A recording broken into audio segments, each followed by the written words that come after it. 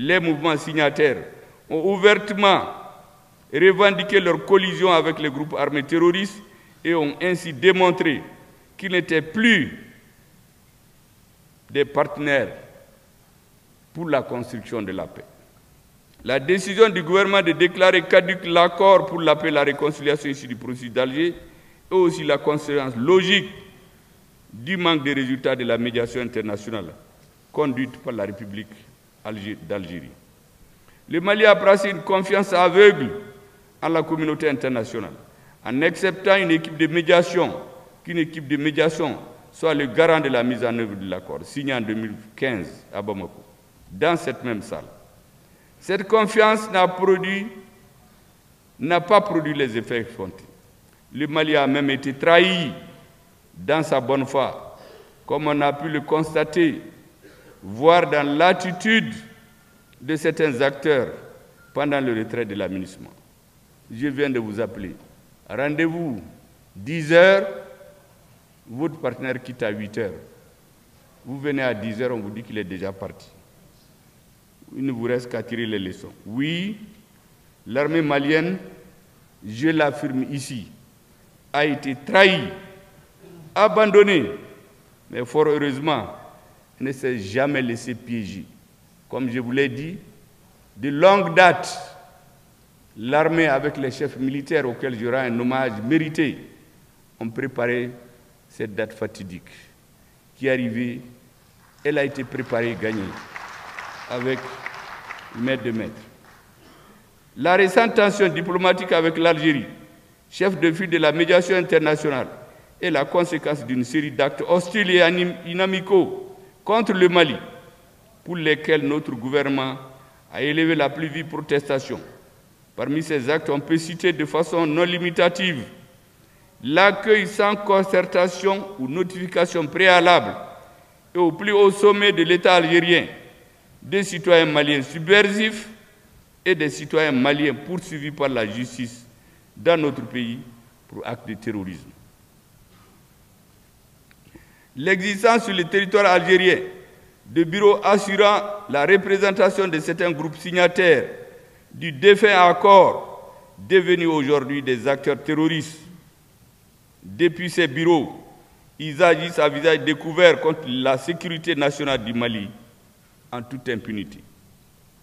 La volonté des autorités algériennes de vouloir maintenir le régime des sanctions des Nations Unies concernant le Mali au cours du sommet du mouvement des non-alignés qui s'est tenu en Ouganda au mois dernier, alors même que notre pays a demandé et obtenu de l'ONU la fin du régime des sanctions, et c'est la grâce à l'utilisation du veto de notre partenaire stratégique aujourd'hui, j'ai nommé la Fédération de Russie. Vous savez que ce régime des sanctions souvent a été imposé à des citoyens maliens tout simplement parce qu'ils ont refusé de trahir leur pays. Quand vous ne faites pas leur jeu, souvent, on inscrit vos noms sur la liste des personnes à sanctionner. Alors que ceux qui organisent la mort des Maliens empêchent à Kidal, à Taoudeni, à Gao, à Tombouctou, aux enfants d'aller à l'école. On leurs enfants dans les grandes écoles ici. En Occident, en 3-4 passeports sont reçus comme des grands élus de la République du Mali. Voici la situation que notre pays a. Mesdames et messieurs, je voudrais rappeler qu'en plus des points que j'ai cités, vous avez l'incapacité du médiateur à faire respecter par les mouvements signataires leurs obligations au titre du dit accord, alors même que ces derniers ont clairement démontré qu'ils n'appliquent plus de bonne foi l'accord pour la paix et la réconciliation nationale. Le manque de volonté des mouvements signataires à mettre en œuvre l'accord a entraîné l'enlisement puis l'affaiblissement de l'accord dont les dividendes ne profitaient plus au processus de paix ni aux populations du Nord. Elles ne profitaient qu'à une minorité, une oligarchie constituée au Mali qui se fait élire, qui a infiltré toutes nos administrations, l'armée, les partis politiques, l'administration, et ont pris le Mali en otage. Illustration, depuis 10 ans, on exploite de l'or. Le ministre de la Refondation vient de le dire, en grande quantité. Mais les populations de Kidal ne voient pas ce tort. Gao, Menaka, Taoudeni, Tombouctou, il y a une minorité qui est distribuée suivant un réseau aux membres de l'oligarchie et les restes va là où vous savez. Avec l'AES, je crois qu'on va tenter d'y mettre fin petit à petit. Je donne souvent un exemple. Récemment encore, dans un pays de l'OCDE, on a présenté, il y a un pays qui a présenté la quantité d'or qu'il importe du Mali par an. On l'a évalué en CFA. On a fait la même évaluation de la quantité d'or que les services maliens déclarent exporter dans ce pays. J'ai fait la différence. Vous avez la différence entre ceux qu'ils ont déclaré, qu'ils ont reçu, parce que ça, c'est une bourse des valeurs. Et ce qu'on déclare ici, la différence est l'équivalent du budget national du Mali.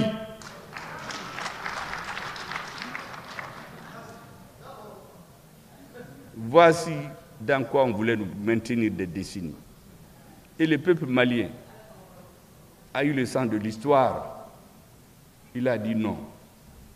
Et à partir d'aujourd'hui, à partir de la création de l'AES, comme je vous dis, petit à petit, nous allons nous donner les moyens de notre politique, de la politique qu'il faut pour notre pays.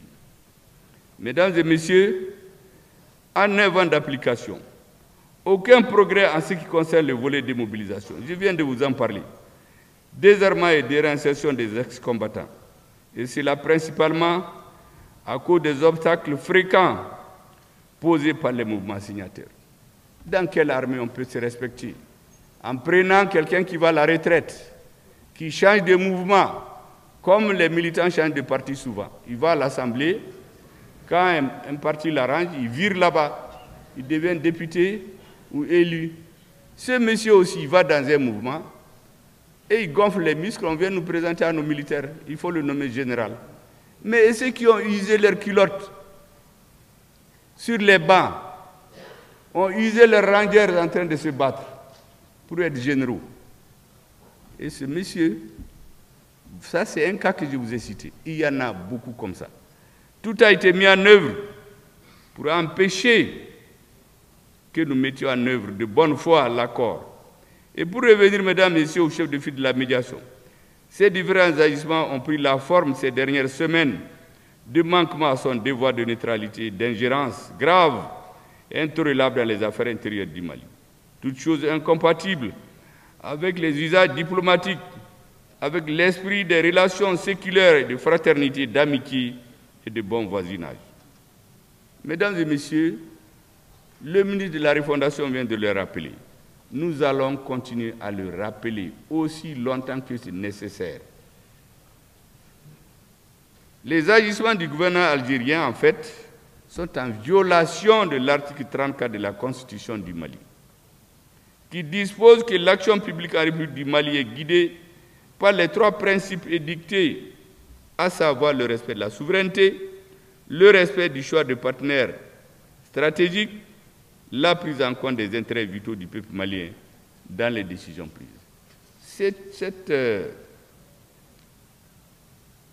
Ce texte-là, jusqu'à une date récente, certains disaient, oui, c'est le président qui a dit. Ça, c'est Assimi Goïta. Quand il ne sera pas président, on n'en parlera plus. Ça, c'est le premier ministre Clivant qui le dit. Mais aujourd'hui, c'est dans la Constitution. C'est l'article 34 de la Constitution de la République du Mali qui le dit. Mesdames et messieurs, à partir de ce moment, l'Algérie est sortie de son rôle de médiateur. Le gouvernement du Mali a en conséquence exprimé sa désapprobation et a tiré les conséquences de droit par rapport à l'accord pour la paix et la réconciliation.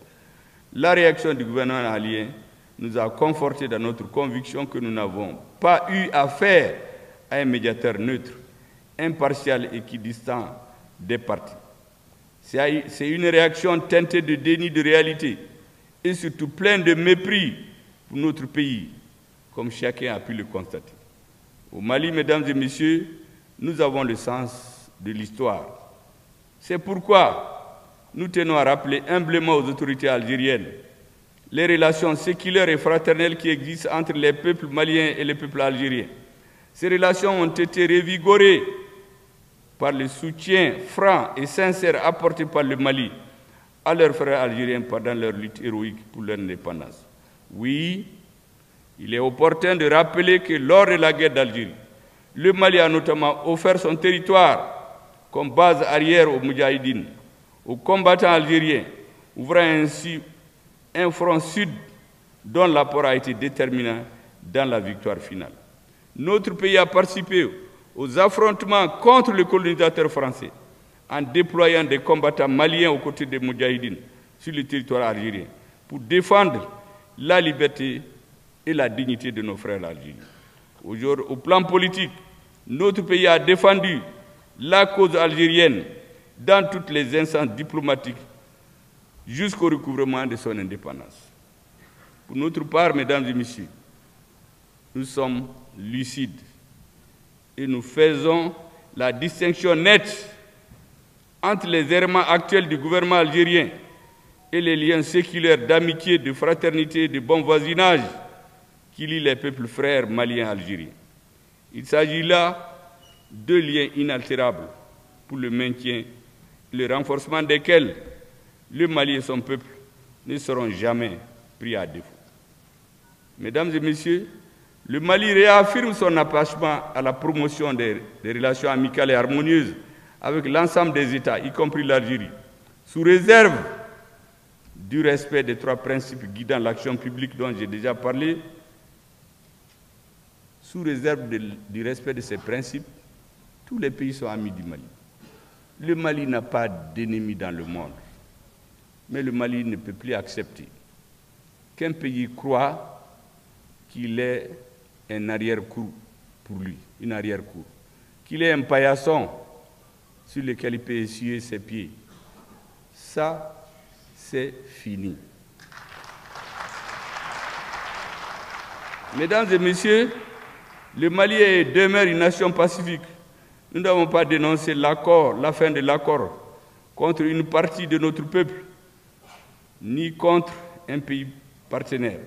Après 9 ans de louvoiement et de tâtonnement, l'heure est venue pour les filles et les fils du Mali de s'approprier leur destin en privilégiant les solutions endogènes aux problèmes maliens.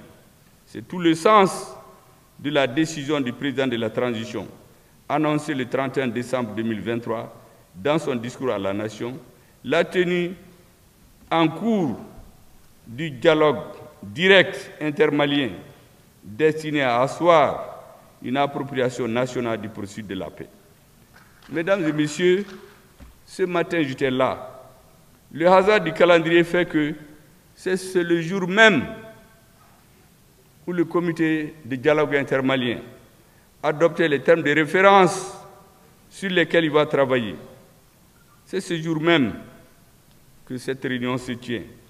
Ce comité composé de personnalités représentatives des différentes composantes de notre nation est chargé de la préparation de l'organisation du dialogue intermalien pour la paix et la réconciliation nationale.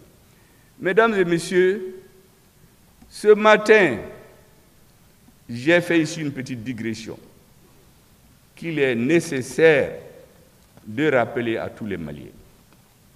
Parce qu'en général, je vous dis toujours, ce que j'ai constaté, on cache l'histoire. Souvent, ça arrange les dirigeants. Et quand ils sont au pouvoir, ils font croire que le soleil a apparu avec eux, qu'avant eux, il n'y avait rien. Certains disent même, on va mourir avec vous. Heureusement, j'ai pris la mort qu'elle ne vienne pas. Parce que quand elle vient, chacun cherche sa tête. J'ai rappelé ce matin un certain nombre de faits. Vous savez qu'en 2018, beaucoup ont vu ici une vidéo qui passait. En ce moment, je ne pensais pas qu'on aura la chance d'en parler de sitôt. J'avais dit qu'un jour viendra, sous notre génération ou après, où le peuple malien va sécréter des filles et des fils qui vont lui donner confiance, lui réciter son honneur et sa dignité. J'ai prié le bon Dieu que cela se fasse le plus vite. Ça, c'est peut-être pour celui qui est au pouvoir aujourd'hui, mais ceux qui ne sont pas là, ils ont dit mieux avant. Sédou Badian Kouyaté, c'est lui qui a écrit l'hymne national du Mali. Avant sa mort, vous vous rappelez très bien, il disait que nous sommes un grand peuple. Tous ceux qui trafiquent aujourd'hui à l'extérieur, avec certains dirigeants locaux, pour vassaliser le peuple malien, ne perdent rien à attendre. Nous avons tout le temps devant nous. Le peuple malien va se réveiller un jour. Ça, c'est Sédou Badian Kouyaté. Vous vous rappelez ça de très bien. En 2012, beaucoup ne le savent pas. Moi, j'ai rencontré ATT le 17 mars 2012 dans son bureau, après 3 ans d'interruption. On a parlé de beaucoup de choses. Arrivé à la porte, je sentais l'homme affaibli, découragé. Il me prend par la main. Il me dit, cousin, je vais vous dire quelque chose qu'il faut retenir. Toute personne qui a tété le lait malien, toute personne qui a le sang malien qui coule dans ses veines, il y a des pays qui ne vont jamais accepter qu'il soit leur interlocuteur. Ils voudront toujours le vassaliser, ils ne l'aimeront jamais. 17 mars 2022, 2012, quelques jours après, il est tombé. Mais quand on a écrit l'accord dans cette même salle, Ibrahim Boubacar Keïta, je ne suis pas sûr que s'il était là, il allait avoir une équipe qui allait faire ce qu'on est en train de faire. Mais, dans le cœur, ceux qui étaient là ce jour-là se rappellent très bien de l'altercation qu'il y a eu entre lui et Hervé Latsous, qui était le représentant du secrétaire général des Nations Unies chargé des opérations, de nationalité française. Ce jour-là, Ibeka lui a dit, monsieur, il a menacé le Mali. Je n'ai pas profité de l'accord pour attaquer ceux qui ont refusé de signer. Des conditions. Le président Keïta a répliqué en lui disant que le Mali a une grande histoire, un grand sens, connaissant des relations internationales, que nous ne sommes pas des gueux et que notre peuple, tôt ou tard, va rétablir son destin. On ne peut pas mettre sur le même pied d'égalité un État et des gens qui brûlent, qui cassent les mausolées, qui refusent de signer les accords. Effectivement, cette altercation, ça a passé sous silence parce qu'il y a beaucoup de chefs d'État. Mais moi, j'ai très bien compris ce jour-là qu'est-ce qui le travaillait dans le cœur.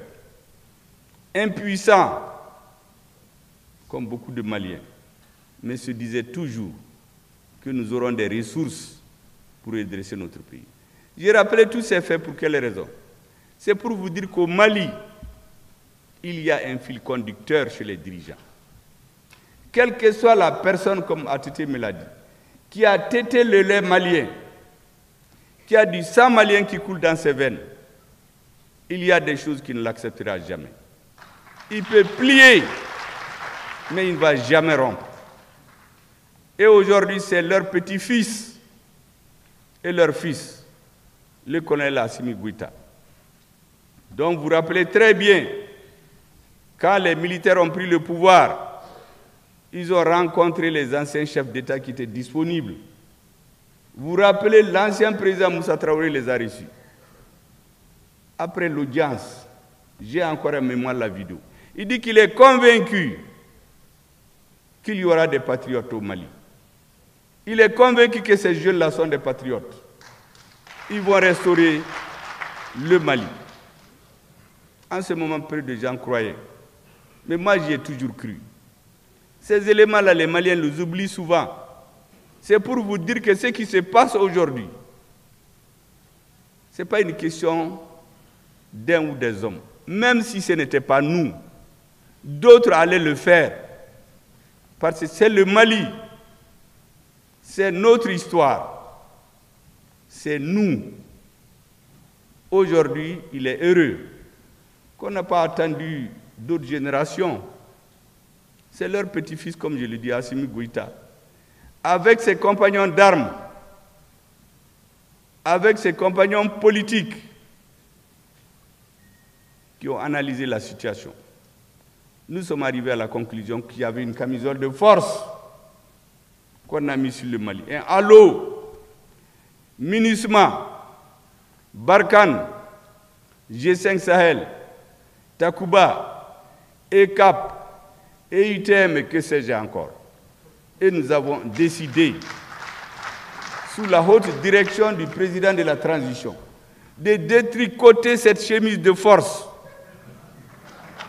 Nous avons commencé par le dernier venu, c'était Takuba, renvoyé en plein midi, parce qu'il voulait transformer Menaka en un centre d'entraînement des forces spéciales de l'Union européenne. Rien d'autre. Même des zones, notre armée ne peut pas survoler. On nous dit que c'est les zones d'entraînement nocturne de Takuba. Nous ne pouvons même pas acheter des lunettes à vision nocturne. Un pays qui est en guerre. Nos soldats meurent. On ne peut pas payer des vecteurs aériens. Un pays vaste comme nous. On les enterre et on se moque. Ah, les militaires maliens. Et il y a des hommes ici qui cherchent le pouvoir, qui embouchent cette trompette. Oui, au Mali, il n'y a pas de militaires. Ils sont bons que pour les coups d'État et les défilés. Vous vous rappelez, en 2020, on a un militaire qui a eu le courage, en 2021, je crois que c'est le ministre de la Défense, Daïrou Dambélé. Il a dit devant Dieu et les hommes, des députés, qu'ils n'ont pas à manger sur le terrain souvent. Les soldats meurent de faim, de soif. Pour le dire en ce moment, il fallait du courage physique. Il fallait avoir le sens de l'histoire. Chaque fois que je regarde des hommes comme ça, personnellement, ça me donne de l'espoir. Et le jour est arrivé, comme je vous ai dit, c'est le petit-fils de tous ceux qui ont parlé là, avec ses compagnons d'armes et les compagnons civils qui ont redressé la barre aujourd'hui. Mesdames et messieurs, j'ai cité tout ça, c'est pour réveiller en vous le sens de l'histoire. C'est l'histoire qui fait le soubassement de la force d'un peuple. Et c'est l'histoire qu'on veut nous cacher. Et nous, on tombe dans le panneau souvent. Quand quelqu'un arrive, on dit qu'avant lui, rien n'a été fait. Tous les autres n'aimaient pas le pays là pour lui. Ce n'est pas vrai.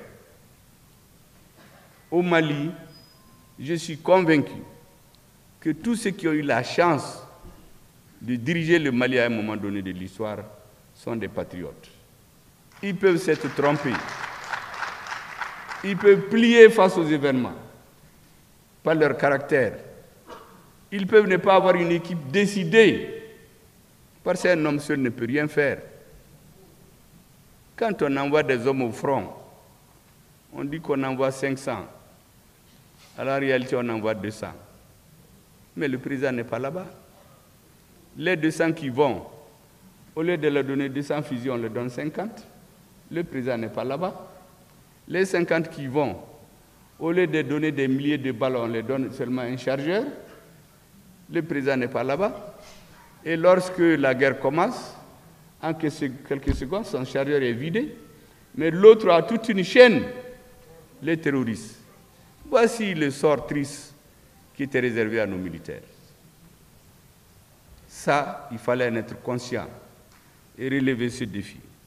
Mesdames et messieurs, le comité qui vient d'être mis en place, il va travailler dans le sens que les Maliens veulent. Mesdames et messieurs, honorables invités, le deuxième sujet que je vais aborder, ça ne va pas être très long, parce que beaucoup sont fatigués. c'est l'après-midi. Mais c'est nécessaire. Dans ce que je dis, il y a à boire et à manger. Dans ce que je dis, il y a à boire et à manger. Ceux qui somnolent, quand ils vont se réveiller, ils vont voir sur les réseaux la partie qui les intéresse. Et nous, ce qui nous intéresse, c'est d'accomplir notre mission. C'est de délivrer le message. On ne fait pas ce qui plaît, forcément. On fait ce qui doit se faire. Et ce message-là, il faut qu'on le délivre. Mesdames et messieurs, ce deuxième sujet a trait au retrait du Burkina, du Mali et du Niger de la CEDEAO. Comme vous le savez, les organisations intergouvernementales, les organisations régionales sont basées de prime abord sur le principe de la solidarité, sur la mise en commun des moyens afin de réaliser des buts communs et des objectifs partagés.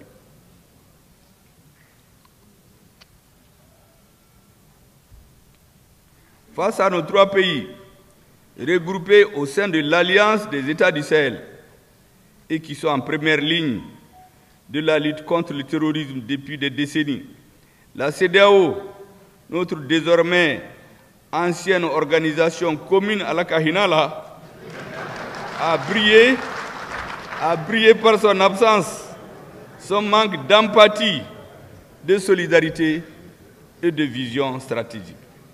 Après avoir longtemps observé nos États se battre seuls pour leur survie, peut-être dans l'espoir de nous voir engloutis par la horde de terroristes, la CEDEAO a décidé d'imposer contre le droit et contre le bon sens des sanctions drastiques et illégitimes à nos États. Vous savez, ces sanctions n'avaient pas d'autres objectifs. C'était pour renverser les régimes. Moi, je suis dans un regroupement où nous avions des grands économistes qui sont venus nous faire des démonstrations que le régime ne tiendra pas plus de 2 semaines. Ces grands économistes, je ne sais pas où est-ce qu'ils sont. En tout cas, pas dans notre regroupement pour l'instant. Ils sont allés regarder ailleurs. Et je crois qu'ils n'ont vu personne tomber là-bas. En tout cas, pas le gouvernement malien. Il n'y avait pas une meilleure manière d'aider nos ennemis, les groupes armés terroristes contre lesquels nos États sont en guerre. Imaginez-vous, mesdames et messieurs, lorsque les terroristes et les forces spéciales étrangères ont attaqué le bateau Tombouctou avec des dizaines de morts. Vous savez qu'il y a eu un sommet de la CEDEAO, on n'en a même pas parlé. Vous savez qu'il y a eu une réunion du Conseil de sécurité. Même présenter des simples condoléances à notre président, il y en a qui ont refusé. Mais qu'est-ce qu'il faut attendre de telle organisation? Mesdames et messieurs, le Sahel est un bouclier contre le terrorisme. En aucun cas, le Mali, le Burkina et le Niger ne doivent perdre la guerre contre le terrorisme qui leur est imposée. Comme j'aime à le rappeler, nous gagnerons cette guerre, plaise à Dieu, parce que notre cause est juste.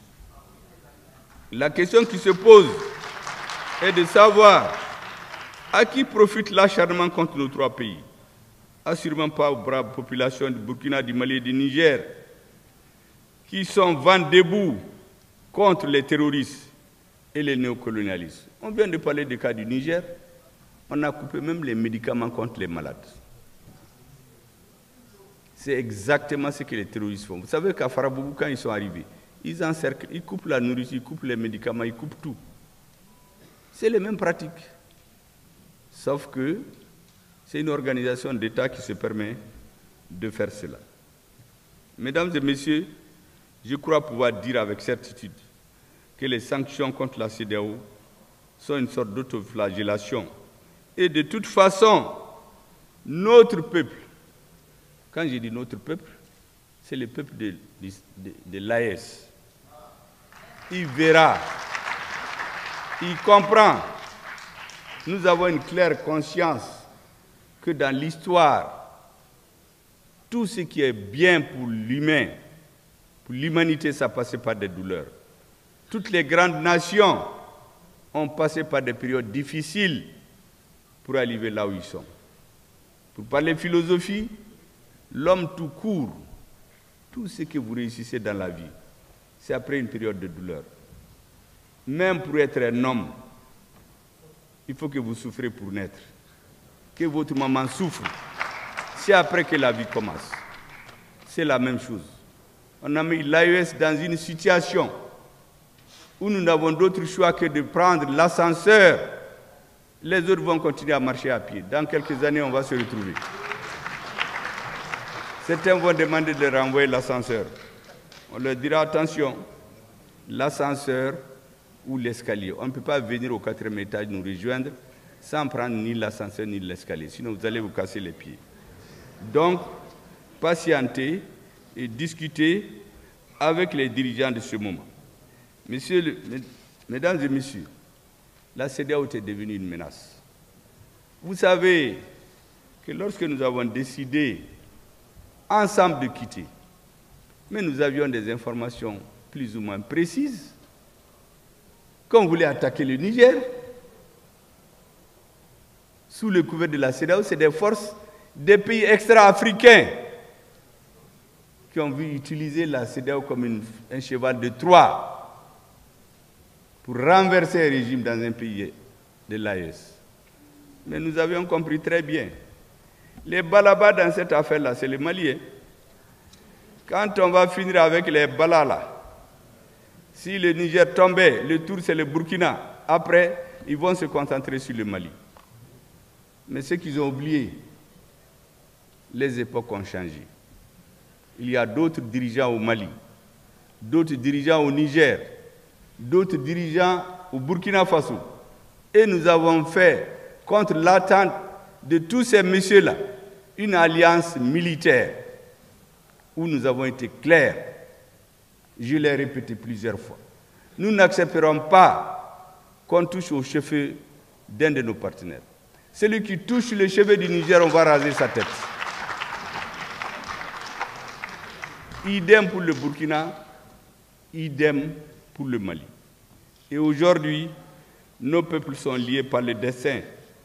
Nous devons tout faire pour rester ensemble. Nous avons d'ailleurs pas le choix en ce qui concerne les dirigeants. Les peuples sont déjà en avance. Mesdames et messieurs, c'est face à cette situation que le capitaine Ibrahim Traoré du Burkina Faso, le colonel Assimi Goïta du Niger, le général Abdraman Tchani du Mali. Bon, de toute façon, c'est AES. Hein. Bon, d'ailleurs, je crois que d'ici la fin de la transition, on va faire la rotation des présidents. Bon, certains vont aller au Burkina faire une semaine, au Niger, au Mali, Assimi, Ibrahim Traoré, général Tchani. Donc vraiment, je crois que c'était un lapsus très heureux. Le général Abdraman Tchani ont respectivement intervenu. Je veux que vous détenez ces dates-là. Vous savez que c'est très important. Le 16 janvier, Assimi Goïta, qui ne parle pas beaucoup, a parlé près de plus de 30 minutes en Bambara. Dans ce discours-là, c'est plus court que le mien, c'est vrai, mais il y a à boire et à manger aussi. C'est vrai que chez nous, quand il y a à boire et à manger, c'est un peu long, il y en a qui somnolent.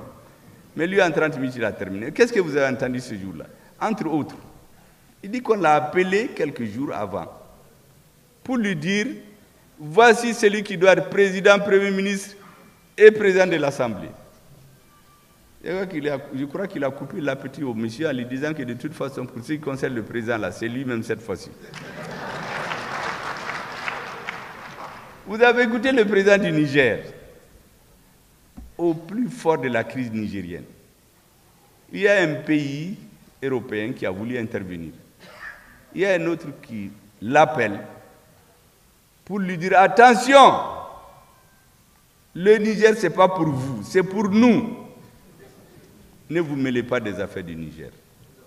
Ça veut dire que nous sommes des propriétés de certaines personnes. Mais imaginez-vous. Et voici ces messieurs qui nous disent qu'ils sont nos amis. Il est vrai que les Africains, quand on les tape un peu sur l'épaule, on les donne quelques accolades, ils sont très heureux. Oui ou Bonia. Ça, ce n'est pas le plus important. Aujourd'hui, nous cherchons à savoir ce qu'on veut faire. Ce jour-là, quand j'écoutais les discours, il y a un fil conducteur. Assimi Goïta le 16 janvier 2024. Ibrahim Traoré le 31 janvier 2024. Le général Tchani le même jour. Sauf qu'il a fait en 4 langues, 3 langues, en français, en bamana, en germain et en haussa. Parce que c'est des langues majeures chez eux. Mais ce qu'on aura constaté, c'est le fil conducteur. On aura vu des hommes de terrain. Ils ne sont pas venus faire de la théorie. Tous des hommes de terrain. Tous ont vécu dans leur chair et dans leur âme les actes de trahison, les doubles jeux dont ont souffert nos armées. Ils ont dit ce qu'ils pensent. Il appartient aux intellectuels de nos pays, à la jeunesse, aux universitaires, aux politiques, de théoriser ce qu'ils ont dit. Parce que comme je vous ai dit, la pratique sans la théorie, elle est aveugle. Et la théorie sans la pratique, elle ne vaut pas grand-chose.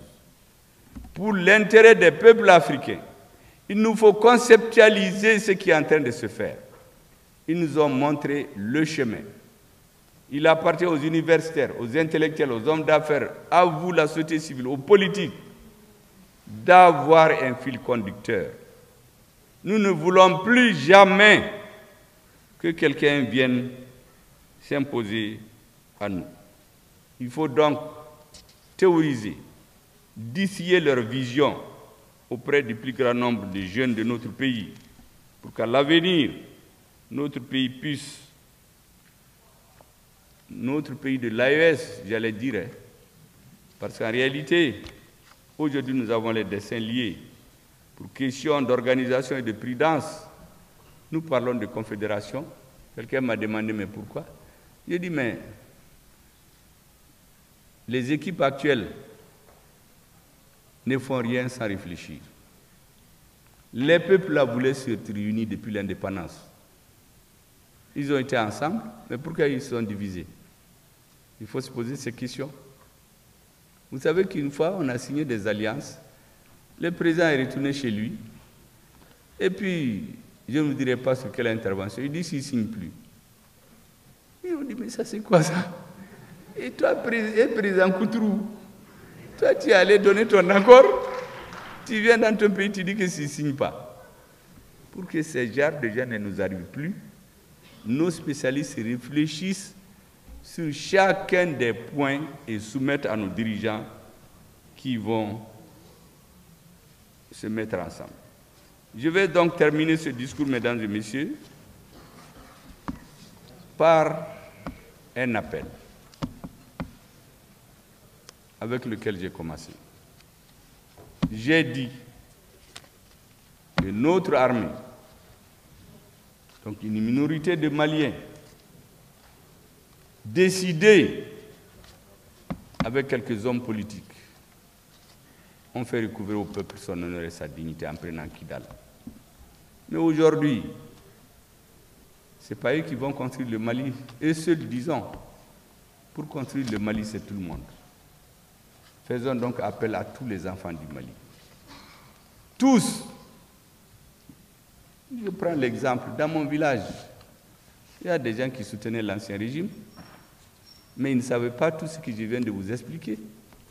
Mais s'ils le savent aujourd'hui et qu'ils veulent participer à la refondation du Mali, personne n'a le droit de se prévaloir d'une quelconque légitimité historique pour exclure les autres Maliens. La paix, c'est tous les Maliens. De la même manière, où notre armée a fait l'union sacrée autour des chefs militaires et du président de la transition. Et nous, les politiques, on a continué à parler. Il y en a qui parlent que la parole, là, ce n'est rien, mais nous, on sait ce que ça vaut. De la même manière où cette minorité a pris Kidal, il faut que maintenant, la majorité se lève. Wati sera que tous les Maliens se lèvent dans un sursaut national, créer une union sacrée autour des nouvelles orientations de la transition pour rendre irréversible le processus de refondation de notre pays. Merci beaucoup pour votre thème.